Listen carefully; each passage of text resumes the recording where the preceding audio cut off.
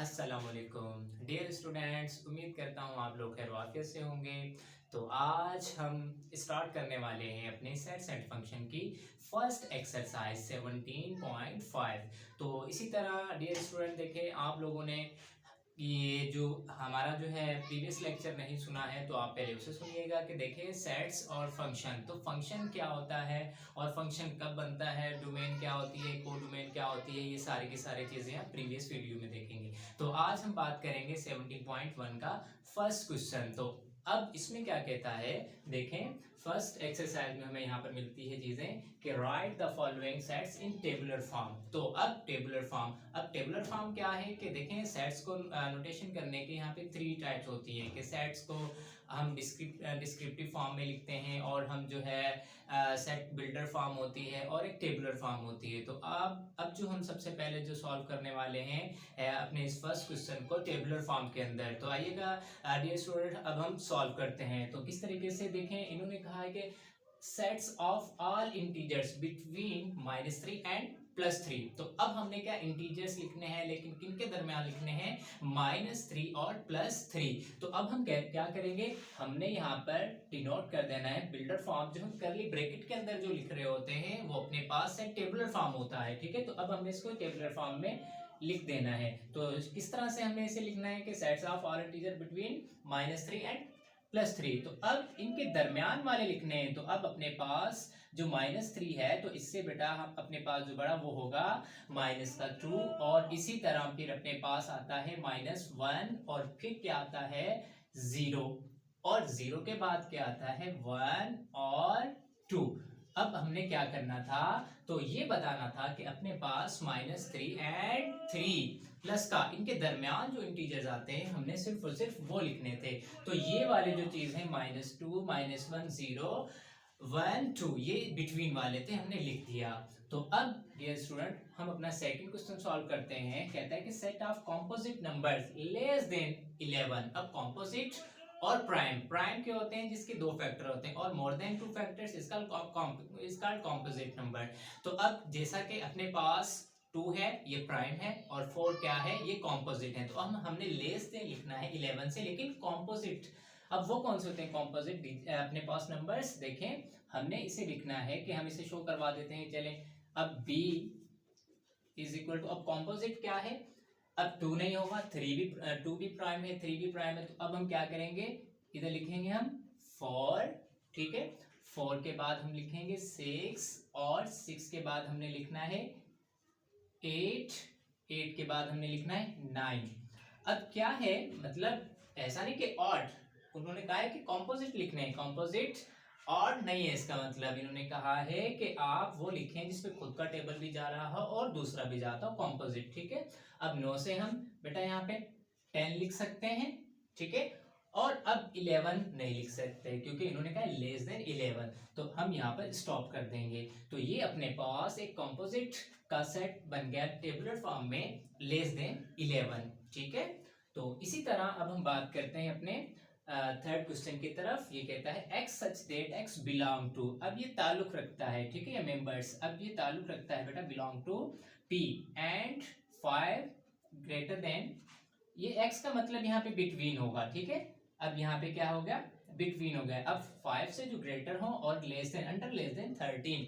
अब under less then या equal to क्या होगा कि जिसके अंदर बेटा अगर ये अंडरलाइन हमें नजर आती है तो अब जो नेक्स्ट जो अपने पास 13 है हमने वो भी लिखना होगा, ठीक है।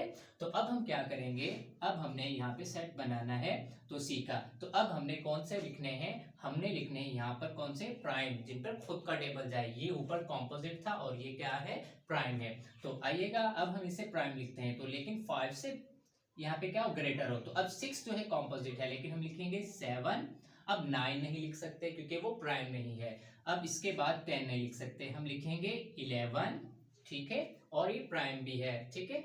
इसके बाद हम लिखेंगे 13 भी हमने लिखना है क्योंकि under less than or equal to, तो अब यहाँ पर 13 भी आ गया, तो ये 5 से ग्रेटर हो गए और 13 से लेस, मतलब 13 भी इसके अंदर आएगा। तो ये अपने पास एक प्राइम नंबर का हमने टेबुलर फॉर्म में सेट को शो कर दिया, ठीक है।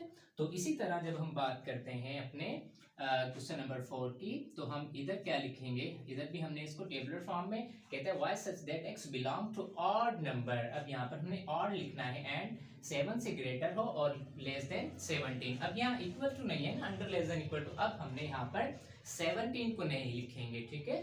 तो अब कैसे हम लिखेंगे ऑड नंबर 7 से, अब 8 नहीं लिख सकते जी, हम 9 लिखेंगे, 9 के बाद 10 नहीं क्योंकि हमने ऑड लिखने हैं, तो हमने 11 लिखना है। और इसी तरह हमने क्या लिखना है 13, फिर हम लिखेंगे 15 और फिर क्या आना है 15 के बाद आना है 17, तो हमने 17 तो नहीं लिखना। आ गई होगी बात समझ में डियर स्टूडेंट, ठीक है। तो इसी तरह अब हम अपना करते हैं 5 क्वेश्चन। अब इसमें क्या कहता है, ये कहता है कि देखें such that z real numbers, ठीक है, रियल को शो करता है r इस जगह पर, and z square is equal to 121। अब रियल के अंदर क्या है, सारे के सारे चीज होते हैं, मतलब रेशनल हो गया, इरेशनल हो गया, ये सारी चीजें आएंगी। लेकिन हमसे क्या पूछा गया है, हमें यहाँ पर एक रियल नंबर चाहिए जिसकी हमें इक्वेशन ये दे दी है बनाकर। तो अब हम क्या करेंगे, हम इसको यूं लिख सकते हैं कि हम बोथ साइड क्या करें, अगर अपने पास ये क्वेश्चन है, हम इसे यूं लिखा हमने, तो हम क्या करें बोथ साइड रेडिकल साइन लगा दें, ठीक है।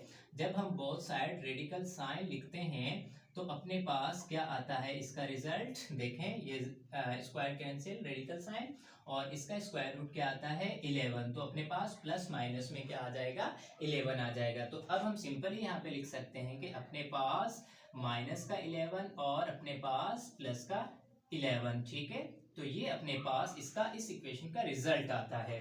तो उम्मीद करता हूँ डियर स्टूडेंट्स ये आपको चीजें समझ में आ रही होंगी, ठीक है।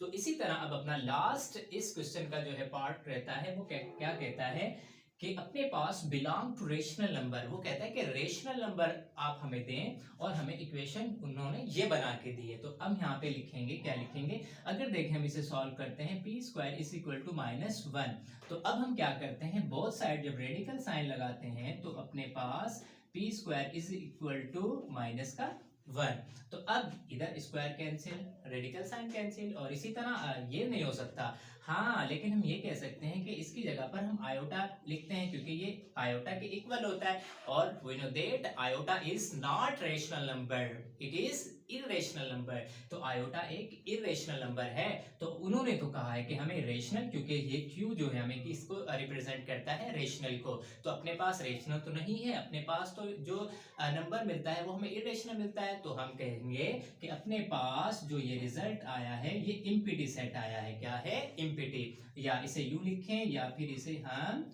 यूं भी लिख सकते हैं। तो उम्मीद करता हूं कि डियर स्टूडेंट्स आपको जो है 17.1 एक्सरसाइज का जो फर्स्ट क्वेश्चन था जो हमने टेबुलर फॉर्म में लिखना था, तो ये अच्छे से समझ में आ गया होगा। तो हम फिर मिलते हैं अपने नेक्स्ट क्वेश्चन में, तब तक के लिए बेटा अपना ख्याल रखिएगा, अल्लाह हाफिज।